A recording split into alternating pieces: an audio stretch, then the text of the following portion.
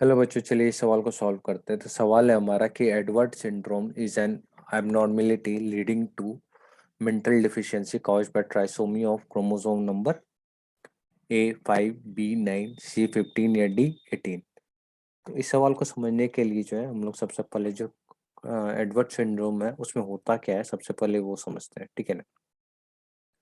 तो Edward syndrome में क्या होता है कि आपका जो है क्रोमोसोम नंबर जो ट्राइसोमी ऑफ क्रोमोसोम नंबर 18 होता है, ठीक है ना। तो एडवर्ड सिंड्रोम में क्या हो रहा है, ट्राइसोमी ऑफ क्रोमोसोम 18, ठीक है ना। तो नॉर्मल केस में क्या होता है हमारा कि दो पेयर्स ऑफ क्रोमोसोम होते हैं, ठीक है ना, मतलब इस तरीके से दिखाया जा रहा है। एडवर्ड सिंड्रोम के केस में क्या हो रहा है कि ये दो पेयर एक एडिशनल क्रोमोसोम आ जाता है, ठीक है ना। तब दो पेयर ना होके तीन पेयर ऑफ क्रोमोसोम हो गए, तो इसी को हम लोग बोलते हैं ट्राइसोमी ऑफ क्रोमोसोम। तो एडवर्ड सिंड्रोम के केस में क्या हो रहा है कि क्रोमोसोम, तो इस केस में क्या हो गया, ट्राइसोमी वाले केस में क्या हो गया कि तीन पेयर्स ऑफ क्रोमोसोम नंबर 18 होंगे, ठीक है ना।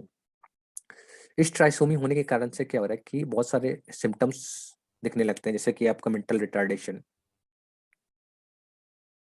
फिर आपका कॉन्जेनाइटल एबनॉर्मलिटी शो होने लगता है, एबनॉर्मेलिटीज,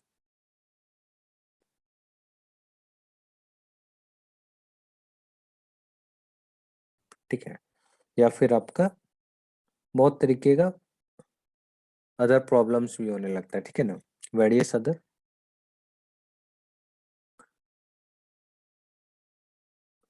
अदर हेल्थ प्रॉब्लम।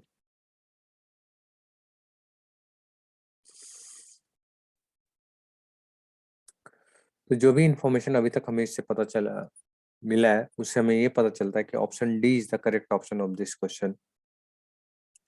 तो जो हमारा सवाल था कि Edward syndrome is an abnormality leading to mental deficiency caused by trisomy of chromosome number D18।